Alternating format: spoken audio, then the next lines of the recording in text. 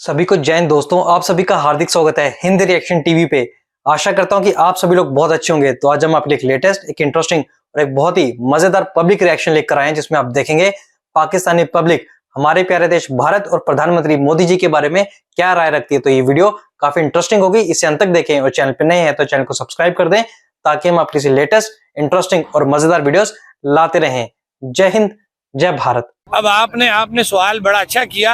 अब जब मैं इस पे बोलूंगा तो फिर हमारी थोड़ी सुबकी होगी, लेकिन सच बोल देना चाहिए। इंडिया कहता है कि जी कश्मीर मेरा अटूट अंग है, जी बिल्कुल कहता है ना, वो क्लेम करता है कि वो मेरा है। और वो जब उसने क्लेम अपना साबित कर दिया, वहाँ पे इतनी बड़ी इन्वेस्टमेंट कर दी कि वहाँ पूरी दुनिया आ गई है, जो आपने भी कह दिया। इसको हम छुपा तो नहीं सकते। नहीं, ये मैं या आप नहीं कह रहे, ये चीज क्लियर कर दूं, या आप गूगल कर लें, आप किसी से जाके पूछ लें, ये झूठ नहीं है। अब यही हमारा गिला अपने पाकिस्तानी एस्टेब्लिशमेंट से है। मैं भाइयों से नहीं करूंगा। भाइयों ने तो जल्जले में हम पे वो एहसान कर दिया जो हम भूल ही नहीं सकते। पब्लिक से नहीं गिला, पब्लिक से नहीं है गिला। देखिए जी, मुतनाज़ बात हो जाती है, लेकिन रिसेंटली जब ये मोदी ने श्रीनगर का दौरा किया तो पहली दफा पब्लिक उसको वेलकम करने के लिए गई है। तो क्यों गई है?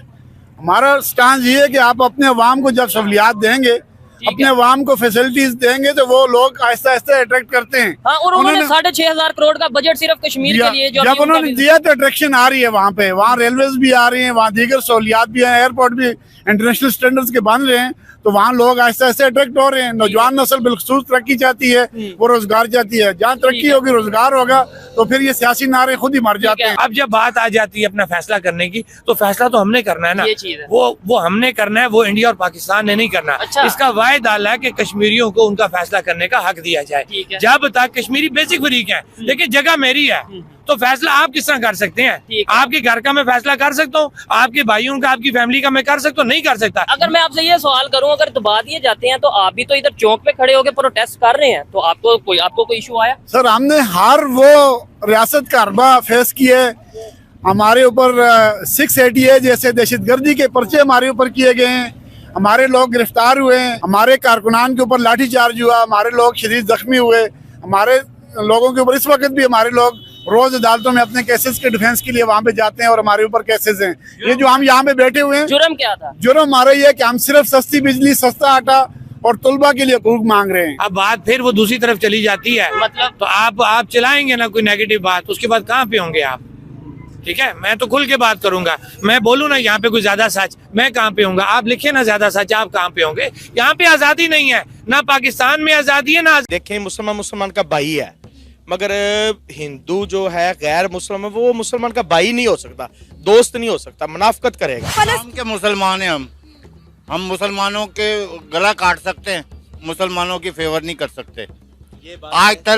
आज तक जो भी गद्दार हुआ है मुसलमान ही हुआ है। ये ऑलरेडी कश्मीरी नहीं है कि जो जहाँ के रहने वाले हैं, ये वो लोग हैं जो इंडिया ने खुद प्रमोट किए हुए हैं। वहाँ पे वो आए हैं और उनके सामने नरेंद्र मोदी साहब आगे हुए हैं, उन्होंने आके वहाँ पे पैसे इन्वेस्ट कर दिए और उन्होंने को बताया जी आपको ये दे रहे हैं। वो लोग उनका शुक्रिया अदा कर रहे हैं। जो प्रॉपर कश्मीरी होगा वो उसको कभी नहीं तस्लीम करेगा। उसको ये पता कि हम अगर तस्लीम करते हैं तो समझो कि हम अपनी रियासत खो लेते हैं। मुझे ये समझ आती है कि जो जुल्म और सितम किया है ना उन्होंने पीछे, ये मुझे समझ आती है। मैंने खुद अपनी आंखों से देखा है। चाइना हमारा दोस्त है, इंशाल्लाह दोस्त है चाइना। तो चाइना में जो मुसलमानों के साथ होता है, उगर मुसलमानों के साथ, उस पर हम आवाज क्यों नहीं उठाते? क्या होता है मुसलमानों के साथ? सर, आपको नहीं बयान पता? बयान करें ना कोई। सर, वहाँ पर कितनी मस्जिदें एक साथ शहीद कर दी गई। वहाँ पे मुसलमान को दाढ़ी रखने की इजाजत नहीं है। इंडिया में रहने वाला, कश्मीर में रहने वाला मुसलमान दाढ़ी रख सकता है, सुन्नत नबी मुंह पर सजा सकता है, लेकिन चाइना में अलाउ नहीं है। हुज़ूर पाक सल्लल्लाहु अलैहि वसल्लम ने जब मदीना मुनव्वरा में जब उन्होंने नमाज अदा की थी ना, तो पीछे जो सब पे लोग खड़े थे उनकी बगलों के बुत थे। तो ये वो लोग भी हो सकते हैं जो सलाम की दाढ़ी वगैरह रख ली, सलाम का नारा लगा रहे हैं बुलंद होके, लेकिन वो सलाम है नहीं, मुसलमान है नहीं।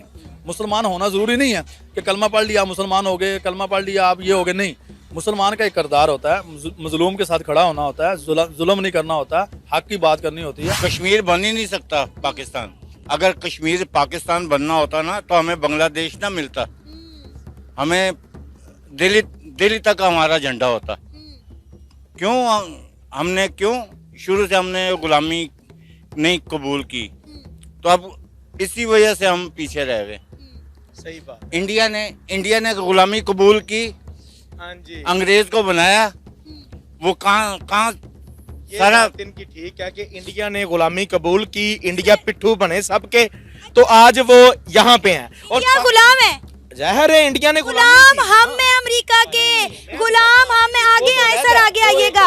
मेरी गुलाम हम हैं, इंडिया गुलाम नहीं है। इंडिया ने अमेरिका के मुंह के ऊपर, इंडिया ने अमेरिका के मुंह के ऊपर बोला IMF से कर्जा हम ले रहे हैं, गुलाम। वीडियो डेफिनेटली बहुत ही जबरदस्त होने वाली है क्योंकि हमारे साथ वन एंड ओनली अब्दुल बसीर ताजवर साहब मौजूद हैं।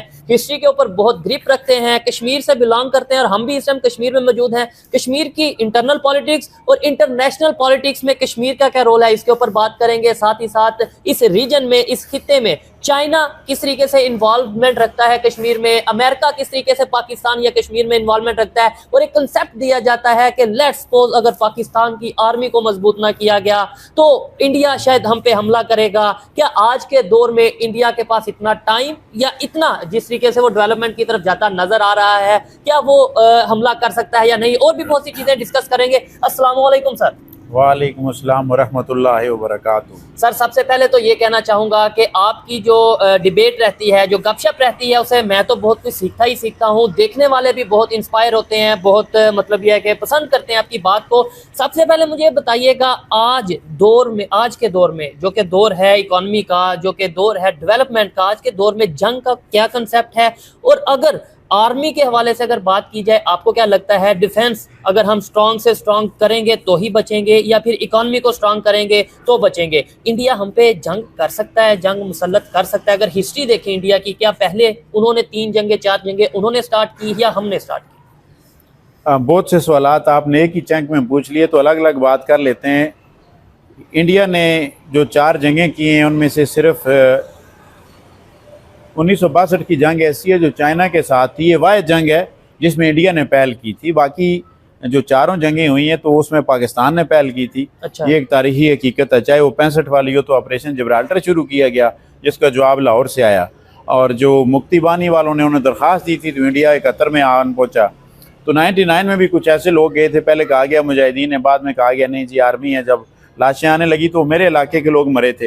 अच्छा। तो इसलिए मुझे पता है कि जिस तरह माचिस की तीलियां रखी होती इस तरह उनकी लाशें रख के लाई गई थी जो कारगिल में लोग शहीद हुए हैं। ठीक है। और तो जी उनकी बात करते हैं। तो इस बुनियाद पे ये जंगें तो इनकी तरफ से शुरू की गई थी। इंडिया ने 1962 में चाइना के खिलाफ जंग शुरू की थी, लेकिन उसके बाद उनको हजीमत उठाना पड़ी और उसके बाद से उनको हिंदी चीनी भाई भाई का नारा भी लगाना पड़ गया।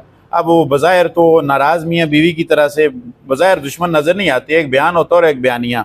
उनका बयान तो ऐसे चल रहा है कि जैसे दुश्मन है, लेकिन बुनियादी तौर पे जो उनका तजारत का वॉल्यूम है जो चाइना और इंडिया के दरमियान चल रहा है वो पाकिस्तान से 10 गुना ज़्यादा है।